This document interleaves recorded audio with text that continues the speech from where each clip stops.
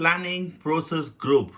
The best thing that the project manager does is plan, plan, plan. So waterfall project or agile project, we keep planning things, we keep revising things because planning saves a lot of time, effort, money on the project. It avoids a lot of risk, but there is a way to plan.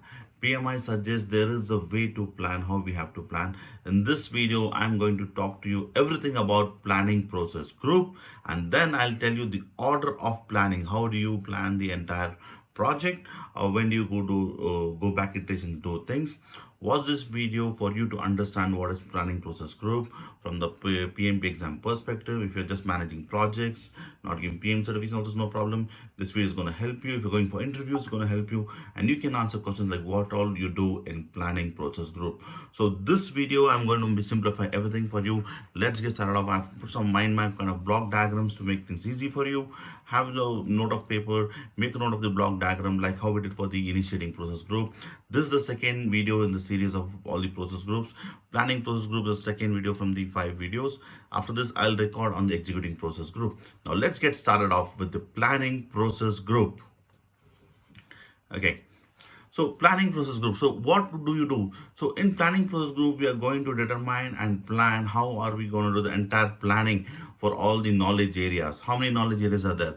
There are 10 knowledge areas. How do you plan to plan all of these knowledge areas, starting from scope, time, cost, quality, resources, communication, and then after that you have got risk, stakeholder, procurement, stakeholder, and the topmost is the integration that integrates all these 9 knowledge areas. The planning of all these 9 knowledge areas, very important. So we have to determine how are we going to plan all of these. Then we'll also talk about how we're going to execute these knowledge areas, and then how do we monitor and control these knowledge areas, what needs to be done on the project. So PMI gives us a lovely framework of planning, executing, monitoring, controlling things. So this framework helps us understand and plan the project in a very nice way to ensure that there's minimal risk on the project. Okay. So what are we planning? We're planning on the stakeholders. How do we work with stakeholders? The requirements. How are we going to gather requirements? How do we put the scope boundary? What are the durations after the estimation? What is the cost on the project? What is the quality? What kind of process are we expecting? What are the CPIs? What are the KPIs? What are the defect densities? Okay, what is the release performance index? Right, so we want to check all of this. What are the defect leaks in production? So we want to put a quality check on. Then resources, like how many resources, how many seniors, how many juniors, what are the roles, right? We plan all of these things. Then the communication plan. Are we doing weekly communications to the stakeholders, or you're having fortnightly steer co or a monthly steer co, or is it a weekly team meeting or daily stand up? We're going to plan all of that. Then we're going to plan like what are the risk identifications we're going to do, how are you going to kind of understand the different types of risk on the project, qualitative, quantitative, plan for the responses, and then we talk about how do we procure things for the project on the procurement, and then the changes and the configuration management plan. Change and configuration plan, I'll just talk to you in the next slide. Okay, so we're going to determine how we're going to plan all of these things for planning, executing, and controlling for all these 10 knowledge areas.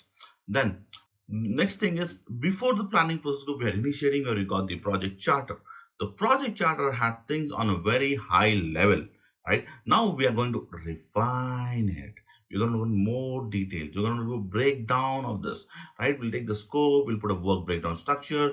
From that will come the activity list, and then from the activity list, we'll sequence the activities. Then will come the activity durations, and then after that, we'll try to prepare the critical path.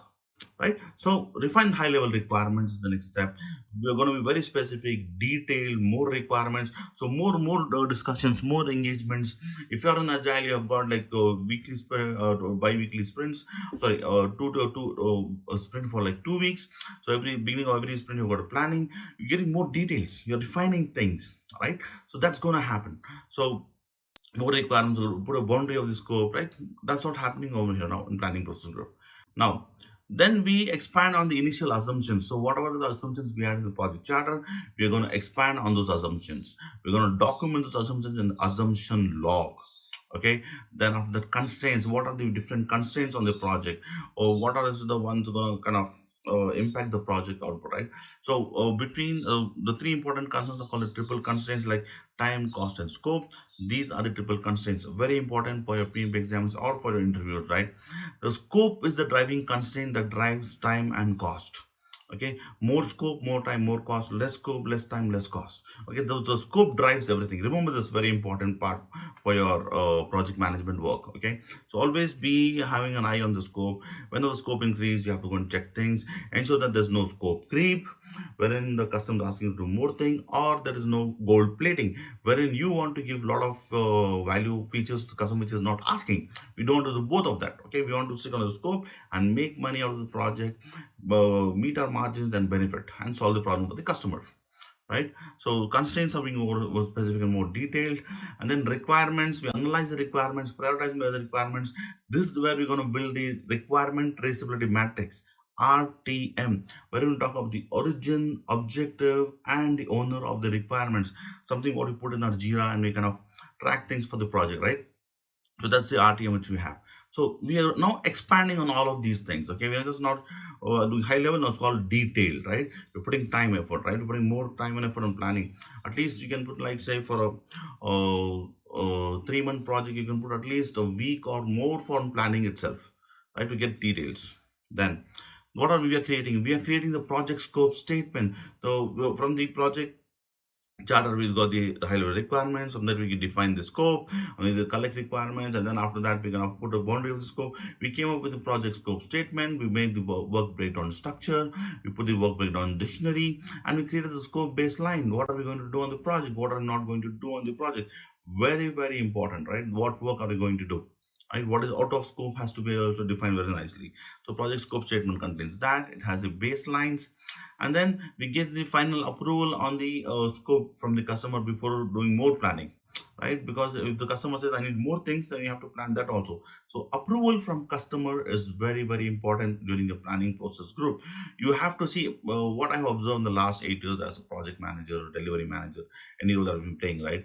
The more you talk to people around you as a project manager, the more successful you're going to be. The more you communicate with the customer, you clarify things, the more you communicate with your internal stakeholders, your managers, your supervisors, your cross-functional teams, the dependencies, right? So I always say that the best tool people have is the mobile phone as a project manager, right? You just take the cell phone, call up people, or you ring them on the IP phone, or you call them from the you Slack them, or you talk to them, right? So that's the best thing. Or getting on a Zoom call or a Teams meeting, that's the best tool I have seen. The more we talk, the more easier it's going to manage the project. Okay, so that's one thing. Then after that, get approval from stakeholders. On the project scope statement, we're going to tell what are the deliverables on the project, right? Or release one, release two, or like what is the from the release one, maybe just the first part of the project, then second part of the project. Okay, so all these things have to be planned in the planning process group. Then draft of documents for the contracts for the procurement, like what kind of vendor are you looking for, put a project procurement statement of work, what are the selection criteria for these people, right? Whoever you're going to give the award the project, you have should have a selection criteria. You're going to find out that, and then you put the contract provisions. Okay, so you put all of this, and you also lay down some processes now. So the processes are like, okay, how are you going to reward the team, how are you going to check the quality on the project, right? As I told you, this is the CPIs, the KPIs, the defect leaks. Okay, what is the change management approval process? What are the different environments we have? All these things we have to talk on the quality process, right? And then approve or reject or manage the changes, right? And then you also conduct the kickoff meeting that happens at the end of the planning process. Once you have planned everything, you do kickoff. Okay, so now moving forward more, so you engage, as I told you, you engage a lot of people, you talk to more people, you understand many things on the project. Okay, so you work with the PO and the business representatives from the project, and then after that you've got the vendors, the functional managers, you're going to work with them. Okay, so you have to talk to people, you have to use the PO to understand more requirements, vendors, because you have to outsource something to another team, you have to know that. And then after functional managers, because you have to kind of get the team members from them. Okay, engage with them, so that you work on the stakeholders of the requirement, the scope, schedule, cost, all of the knowledge areas, right? You work with them. Then you break down the deliverables into smaller manageable units. What is that? work package is a manageable unit, a small unit of work that we manage. Okay, you will not have like say 100-day work to be given to you, right? That will be broken down into maybe say then features and then stories and tasks, right? We're going to break it down. That becomes the work package. Then the work breakdown structure. You got control accounts. You're going to make it into smaller packages, and then you've got some tasks under that, right? So you're going to do that. How do you do that? From the scope is what we build. Go to the work breakdown structure that consists of the entire scope of the project. From that, you make the work breakdown dictionary for each item that needs to be worked upon. The work breakdown dictionary has got details like what is the cost, effort, time, dependencies, okay, the details of the requirement, all of this mentioned in the work breakdown dictionary. Okay, and from the work breakdown dictionary, you make the activity list. From the activity list, you sequence the activities. Okay, once you sequence the activities, you're going to estimate these activities, right? And you see with the time and cost for that. Then you go for time, you come with the critical path. For cost, to come with the determine the budget. So these things you do by breaking down the manageable, the deliverables into manageable parts. If you don't break down deliverables, it's going to be very difficult for you to manage. You'll not be able to measure tangible outputs quickly. Okay, so it's very important to break down the deliverables. Okay, then for agile approach, you've got the product backlog, the same as work structure, and more requirements, and you define them. Okay, you talk about the requirements. Are there any new requirements going to coming? Because many times the scope keeps changing. So you something goes in, something comes out in agile. So more requirements keep coming in. If the fixed price work, more things come in, you have to take more money. Understand that. Change management process. So we're going to talk about like how are we going to approve the changes on the project, right? When are we going to take the change management approval? When the baselines are getting impacted, when something is done that's not along with the project charter, these times you're going to kind of come and do the change management, change request. Okay, understand difference between change management and configuration management. Okay, change management is an approval process that comes into picture when something is not working on the project, to get the project back on the track by using some contingency or management reserve. Contingency reserve don't need a change request, but management reserves do need a change request.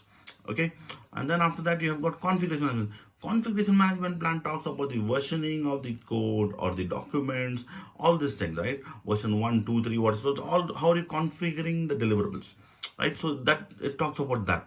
So that's about the change and configuration. So you do this also in the planning process scope.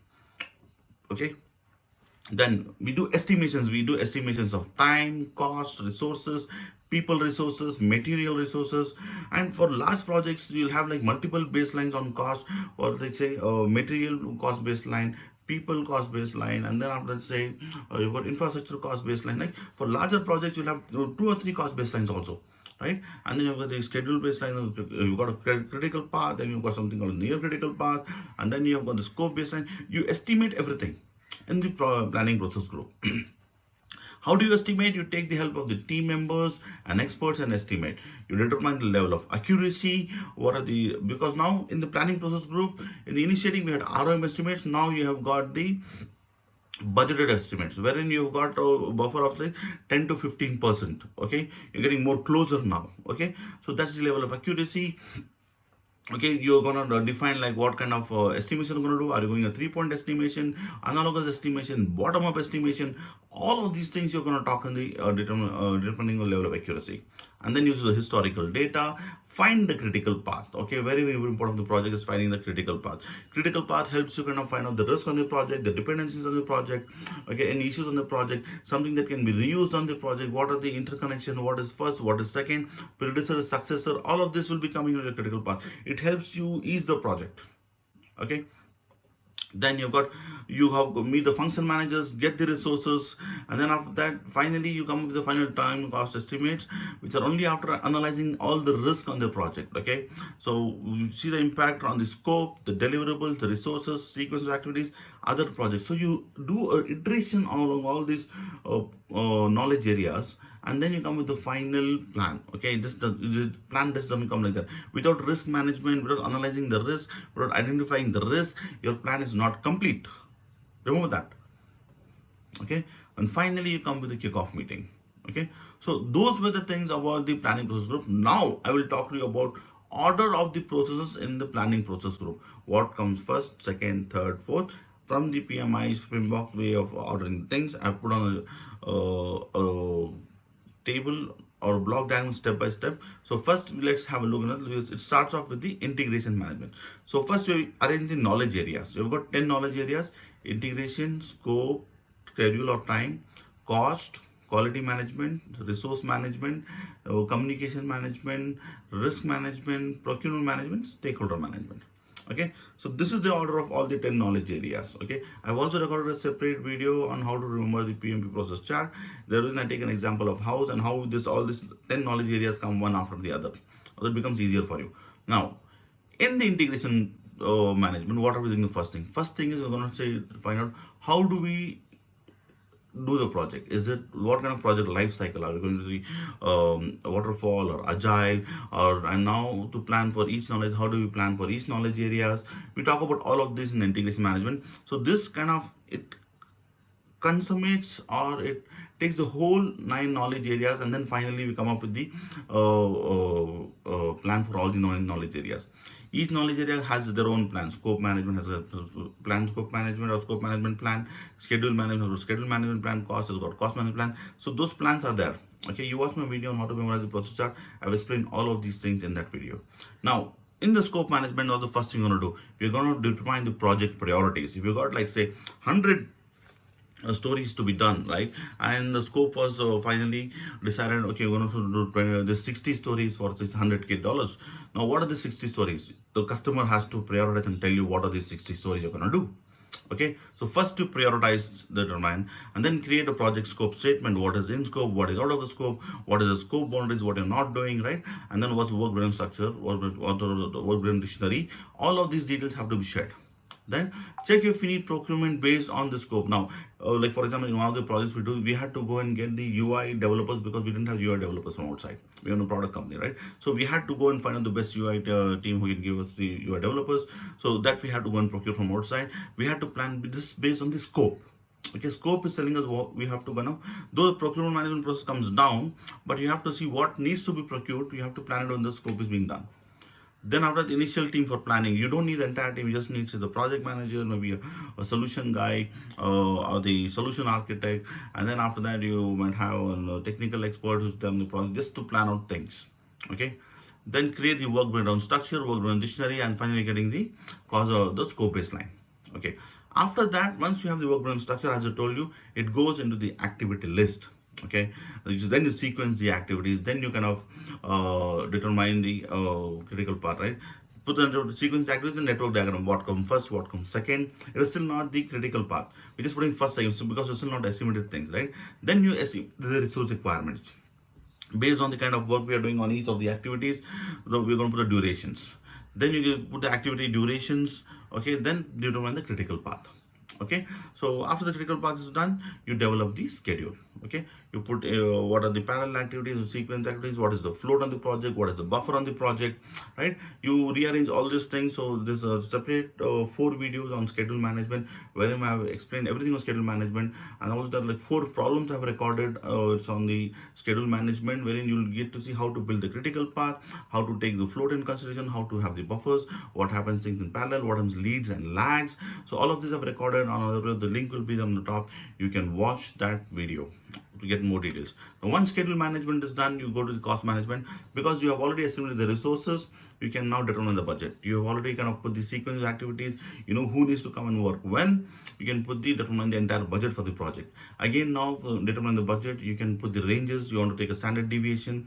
If you want to do 3-point estimation, you're going to talk about all of those things and determine the budget. Then quality management, you're going to determine the quality processes, standards and metrics for the project, right? As I told you, CPIs, KPIs, defect density, release performance index. Okay, and then after that, like what was the margins you have on the project, all this you can decide, right? Resource management, now you're going to build a team charter, roles and responsibilities. You put the team pyramid, who will be there, how many people will be there, who's going to do what. You're going to plan all of those things. That's the order of things. Then once you have people, you've got the plan communication management and the stakeholder engagement. You're going to talk about that. Finally, the risk management, you're going to identify the risk, then find out what is called, do the qualitative risk analysis, quantitative risk analysis, and the risk response planning in the planning process group. Then after that, you repeat the above to plan risk actions for all the knowledge areas. Finally, finalize the procurement strategy and the documents, like whom are you going to select, what are the documents needed. Okay, so this is the order you have. followed with how do you get the final plan, right? So you also create the change management plan, configuration management plan, finalize all the management plans, get the approval from the sponsor, and develop a realistic plan with the baselines. Okay, be realistic, stand your ground, be open about the project, why it can be done, why it cannot be in the duration of time, and then probably make the realistic plan. Just don't go and accept anything that the customer is saying, because if it's not possible, this the number of resources and the money giving, you have to tell it's not possible this time. Okay, then gain formal approval of the plan. Okay, finally do the project kickoff. So these are the order of activities on the planning process group. In the next video, I'll talk to you about the executing process group. Make a note of the important points I've told on this video. I've covered the entire planning process group in detail to you, so that you can score well on the PMP examination. Many questions come on the process group. The order of planning process group is very important. That's why I captured it over here.